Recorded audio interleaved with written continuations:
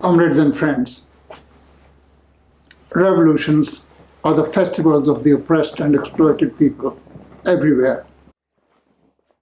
And the October Revolution is the greatest of the proletariat's festivals the world has ever known. It's my great pleasure and privilege to be sharing my thoughts with you on the 103rd anniversary of this great festival. I want to first of all very briefly outline what the October Revolution has done for the working class and the oppressed people all over the world. Then I want to relate that to what is happening all around us today. Briefly speaking, the October Revolution was the first revolution in the world that put an end to all exploitation. All revolutions hitherto, including the greatest bourgeois French Revolution of the 18th century, put an end to one form of exploitation and substituted another for it.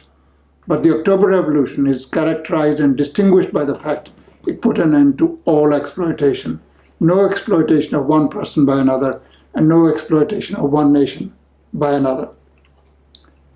Secondly, it was the first revolution that caused a breach in the front of imperialism. From that time onwards, imperialism could never get the stability that it had before this revolution. It ushered in an era of proletarian revolution and the downfall of imperialism. And since then, even though we find ourselves in very difficult circumstances because of the zigzags of history, the imperialist system has been on the wane, and in the past few years it's become abundantly clear that this system is well past its sell-by date and it needs to be got rid of. Next, the October Revolution undermined the rear of imperialism. Not only was the front of imperialism breached in the centers of imperialism, it also undermined the rear of imperialism by unleashing the liberation of colonies. First of all, the Russian proletariat, having come to power, liberated all those nations which were oppressed by Tsarism. Lenin rightly used to say that Tsarist Russia was a prison house of nations. But the October Revolution freed these nations and set them on a path of equality. And because of the trust they had in the Russian proletariat, they joined with the Russian proletariat in forming jointly the Soviet state, which has miraculous achievements to its credit. And because this revolution liberated the colonies under the flag of internationalism rather than bourgeois nationalism, it was all the more remarkable because it contributed to the theory of development of trust among the oppressed and oppressing nations, or peoples of these nations. Next, the October Revolution put an end to a myth that was prevalent up to that time, that there were certain nations and peoples who were superior and there were others who were inferior. There were some people who were white and there were others who were black, of whom it was considered that the former, namely the colonialist powers and white races, were superior and the colonized people and the black peoples were inferior. The October Revolution put an end to that myth by liberating all those people who were oppressed by Tsarism, and some of them were regarded under Tsarist conditions as inferior. The October Revolution also showed for the first time the superiority of the Soviet system, of Soviet democracy, as opposed to bourgeois parliamentarism, which is a talking shop where the parliaments are simply there to represent the interests of the ruling class. It doesn't really matter which party you elect into government, whether it's Labour or Tory or Liberal. In the end, once they come into office, they serve their ruling class, the capitalist, monopoly capitalist class. Another thing that the October Revolution did was to actually emancipate women. Women were regarded as inferior beings. They didn't even have the right to vote in even the most advanced countries, with the exception perhaps of New Zealand, none of these nations gave right to their women to vote, let alone the equality of opportunity at places of work. And the October Revolution, within 2 years of being accomplished, actually raised the status of women in those 2 years more than all the capitalist countries combined together had hitherto done. The October Revolution, in addition to all these achievements, created a base for world revolution. The October Revolution made Moscow the center of the world revolutionary movement. Just as before that, since the 18th century, France and Paris were regarded as the center of revolution because the bourgeoisie there had fought the battles of the bourgeoisie against feudalism to a complete denouement that other bourgeois revolutions never had done. And that's why France and the French ruling class were hated by the monarchist Europe. Equally after the October Revolution, because it had such achievements and it created Moscow as the center of world revolutionary movement, it made Russia and Moscow the most hated places, and the bourgeoisie went on a campaign of demonizing the Soviet Union, of maligning the Soviet Union.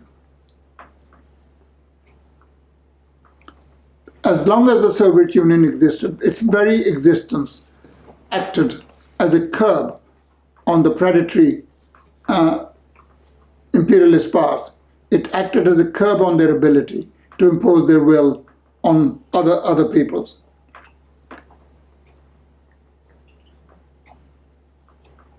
More than that, the Soviet proletariat didn't just overthrow the Tsarist system, didn't just overthrow Tsarist monopoly capitalism. It then went on to build socialism. Its achievements in the field of industry, agriculture, defense, the arts, literature, health were remarkably of epochal importance. If you really want to know what the achievements of the Soviet Union were, just look at a picture in the background of which I'm speaking. That is the victory parade in Moscow in 1945, where the Soviet Union literally single-handedly had beaten the Nazi war machine, considered up to then to be unbeatable. The Soviet Union defeated that.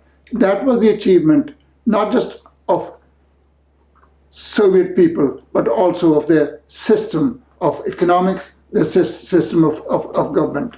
And after the war, the Soviet Union emerged as a mighty socialist power and was joined by several other countries of the socialist camp.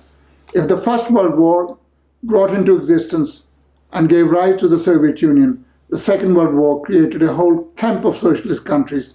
So imperialists who are thinking of waging war now ought to beware of that. Of course, like the fools they are, they never learn from these lessons because their whole system drives them towards war. The collapse of the Soviet Union has undoubtedly, in the last 30 years, brought upon the working class and the oppressed people an era of darkness. The working class and the oppressed peoples have been seized by the throat. The achievements that the working class had to its credit have been slowly but surely whittled down bit by bit in the centers of imperialism, and the countries that had achieved liberation earlier are in the process of being recolonized by imperialism. The question is, why did the Soviet Union collapse? Briefly speaking, Soviet Union did not collapse because of the onslaughts of imperialism. It collapsed because of the enemies within, because of opportunism in the working class movement. And for the last 100 years, the working class greatest losses have been at the hands of the people who proved to be enemies within, not at the hands of imperialism.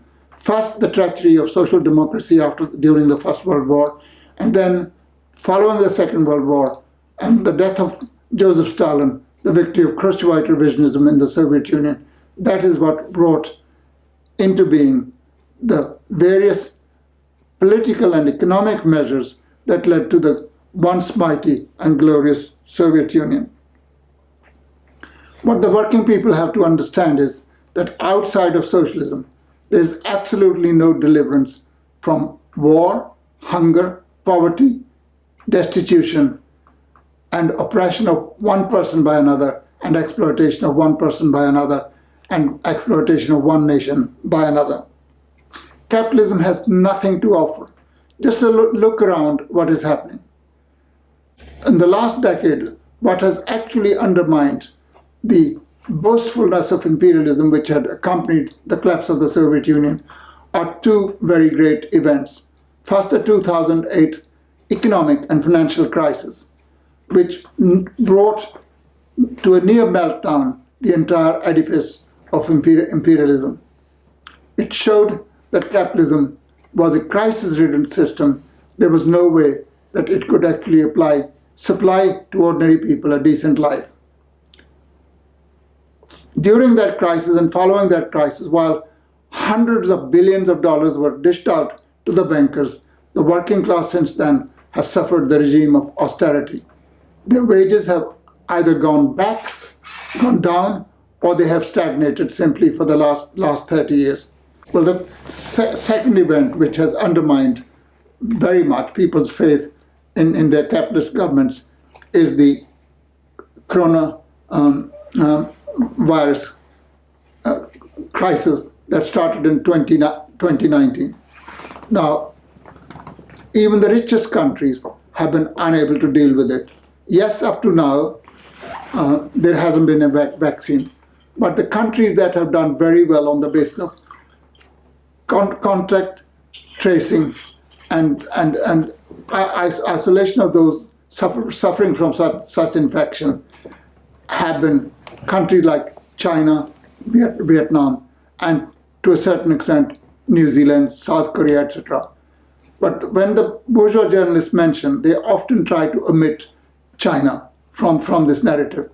But now increasingly they've been forced that China, although it was the first country to suffer from the COVID infection, it has dealt with it so successfully that its economy is functioning more or less normally, and it would be the only country in 2020 which would be growing, whose GDP would increase even if by 2%, but whereas all the other countries, including major capitalist imperialist countries, are going to suffer negative growth, losing 5 or 6% of their GDP in 20. And nobody can now say that they are superior, because China has shown that because of the Chinese Revolution, because of the certain places and institutions in place, China is able to deal with these crises much more effectively, as indeed has been done by Vietnam. We, on the other hand, had plenty of warning since the crisis erupted in China.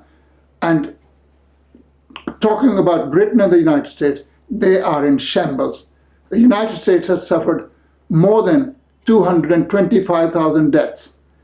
6 million people are infected by it. In Britain's case, there have been between 70 to 75,000 extra deaths as a result of the coronavirus crisis. And the British government does not know which way to turn. They keep on moving from herd immunity to lockdowns to herd immunity again. And they basically, during this crisis, have doled out hundreds of billions of pounds to their cronies. On the other hand, in the oppressed peoples, their gains of national liberation have been whittled down, and imperialism has waged war after war. The criminal war in Iraq, the criminal war in Afghanistan, the criminal war in Libya, the criminal war that is being waged against the Syrian people right now. All these are examples of what imperialism would do if it's unbridled. Only the socialist proletariat and the socialist countries can stop this drive to war.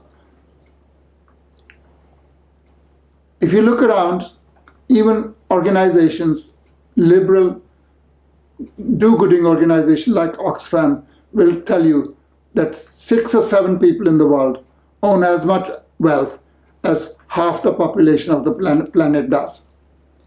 Whereas there's, on one hand, huge amounts of colossal wealth, fabulous riches enjoyed by the fortunes, by the darlings of fortune. On the other hand, there are people starving. At one time, it was the case that humanity starved because there wasn't enough food in the world. Today, humanity starves because there is too much food in the world. At one time, humanity could not clothe itself because there wasn't sufficient clothing available to them.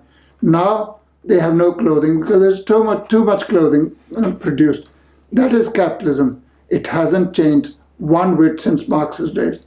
Capitalism, ever since the first crisis of 1825, has had every 8 to 10 years a crisis of overproduction, during which all production comes to a standstill, where money, the medium of circulation, becomes a hindrance to circulation, where working people go hungry and are starved. And this is a system that we're told is the best in the world, that there is nothing else beyond humanity. Well, humanity will not put up with such a system. It will put an end to it.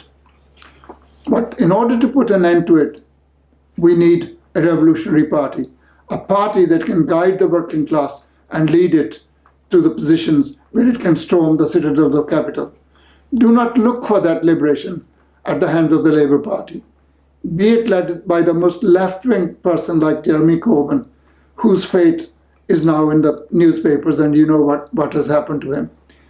Labour Party is an imperialist party, and as I have said on a previous occasion, even if Karl Marx was leading it, it would still be an imperialist party, and it will not be able to do anything meaningful in the interests of the working class.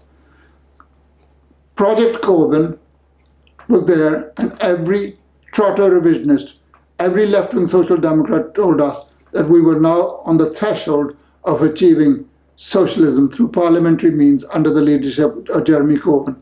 What we have seen instead is not socialism under the leader of Jeremy Corbyn, but Jeremy Corbyn being actually defeated by his own party. During the 4 years he was the leader of the Labour Party, it was his party constantly opposing. He never had the majority of the Labour MPs in Parliament supporting him. They were undermining him all the way. And combined with the establishment, the Tory party, and the bourgeois media, Jeremy Corbyn was maligned and he was hounded out.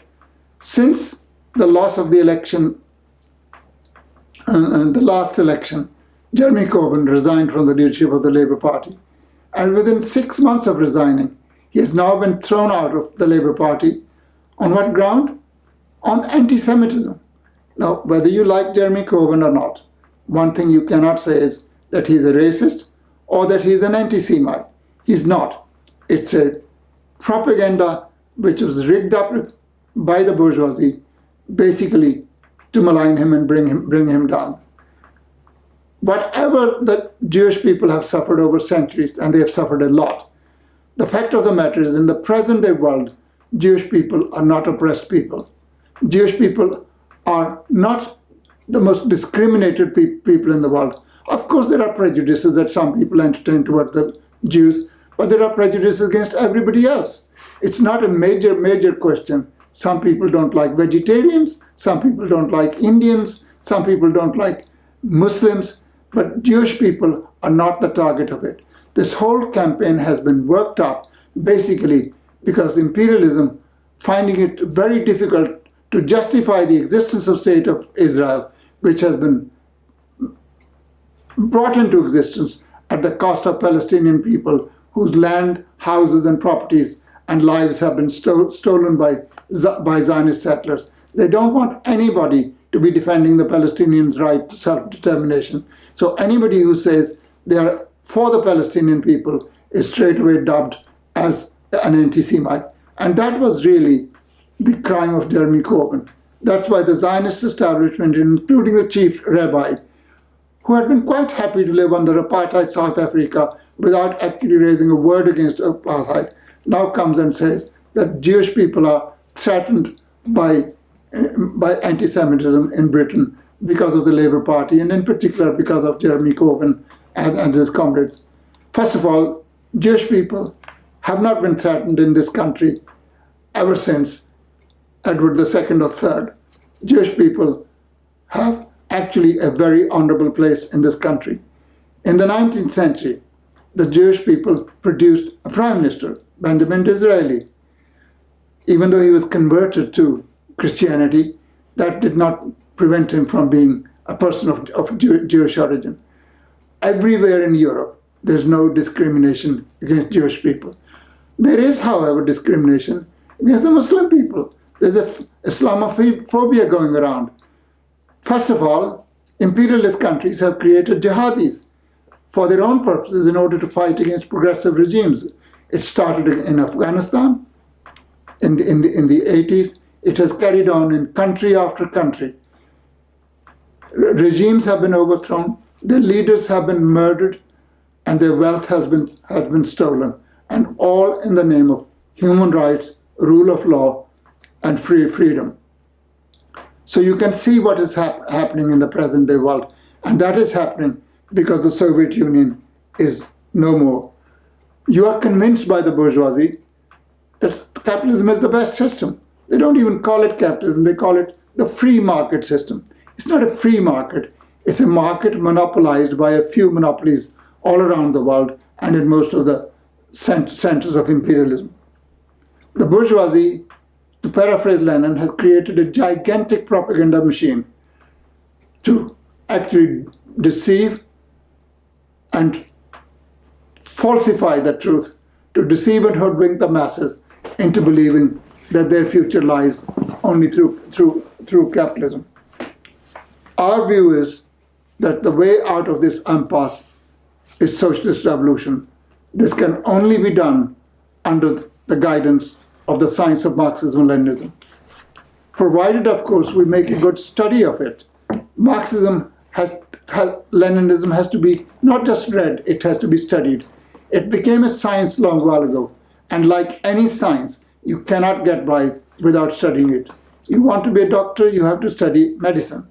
You want to be a chemist, you have to study chemistry. You want to be a physicist, you have to study physics. And yet it is believed that to actually know the science of revolution, the best passport to it is ignorance. That will not do. That is why my party, the Communist Party of Great Britain, Marxist-Leninists, put such emphasis on the study of Marxism-Leninism. Some people think this is just being academic. No, we're not academics. To us, Marxism-Leninism is not a passport to academia. It is actually a tool of our work. Without that tool, we cannot work any more than a doctor can work without books on medicine and without the tools that he has to use or she has to use in her profession. So we encourage, in fact, we insist that our party members are well versed in Marxism. We give them lessons, we encourage them to study on their own and improve their understanding of the science of Marxism-Leninism so they can understand the present situation around them. They can understand the history of the working class movement. How many people in the working class really know what happened to the children of the working class during the time of heyday of Britain's empire and the height of British monopoly of the market?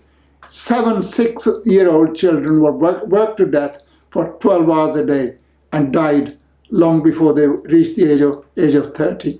The average age of a working person those days was about 30, by which time he got married, had 7, 8, 9, 10 children, of whom most of them died, and then he went off, and the next generation was brought in. So 3 generations of people were basically done to death in the course of 1 generation of normal existence. We need to indeed understand it's a cruel system. It doesn't spare people in the centers of imperialism. It does not make a distinction between white and black people. Only for the purpose of dividing them, it is sometimes and very often busy using that, dividing the local from the foreigner, dividing the black from the white, dividing the women from men. It's creating all kinds of divisions. It even propagates sectional politics. These days, the emphasis is much more on transgenderism. The emphasis is on, you have the right to declare yourself whatever you are. You're born a man, you can declare yourself a woman. You're born a woman, you can declare yourself a man. Now, this comes from a bourgeoisie which at one time was the champion and propagator of science, but in its decrepitude, it clutches at any backward thinking as the drowning man clutches at straw. It makes an alliance with the most feudal relics of the world, like Saudi Arabia and United Arab Emirates, in order to fight against progressive regimes all over the world. It also, of course, these days, the armed forces are encouraged to actually say that they are in favor of transgenderism. It's not done for no reason. The bourgeoisie is the ruling class. One thing it doesn't do is work, but one thing it does do is it rules, and all the time is spent on how to prolong its rule. It's a very small minority class, and it cannot continue to rule on the basis of that small minority. You will not expect the monopoly capitalists to come and say, we are the monopoly capitalists, we own most of the world's wealth, and you had better understand your place otherwise. If they did that, then even the most dim-witted worker would say, hey, I'm not having that. So they have to always work in the name of ordinary people. They have to work in the name of human rights, freedom, rule of law, etc., while violating them at every turn. They talk of peace while preparing for new wars all the time.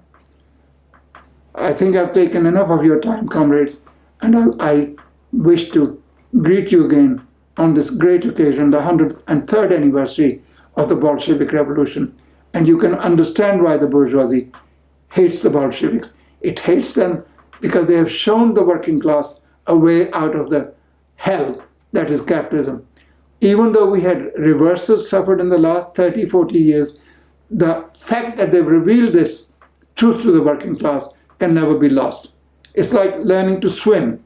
People, even if they don't swim for 10 years, they still can go into water and swim, and the working class will once again clutch to the only thing that is available to it to achieve their liberation, and that is through the science of Marxism, Leninism, and proletarian revolution. That is the position, comrades, and in order to move forward, I appeal to you, comrades, to join our party, the Communist Party of Great Britain, Marxist-Leninist. You can, by joining, contribute financially as well, because we are a party which is not supported by finance capital. We live on the basis of contribution by our members and by sympathetic members of the public. So we want you to join our party. Devote some of your time to the activities of the party. Contribute as much financially as you can, and collect from other people to help the party. At a time when Labour Party is in disarray, and it's made it perfectly clear that it does not in any way stand for the interests of the working class, and there's a general disillusionment around.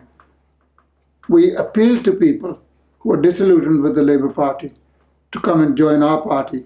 There's a home for them in this party. They can exercise their talents, their abilities, and their capacities for work in our party, and they will have the satisfaction at the end that they're working for the working class and not for the capitalist class. You can help our party by actually sending the links of our videos and our articles and our contributions to anybody you know, and spread the message around that this is the party of the working class. This is the party of the future.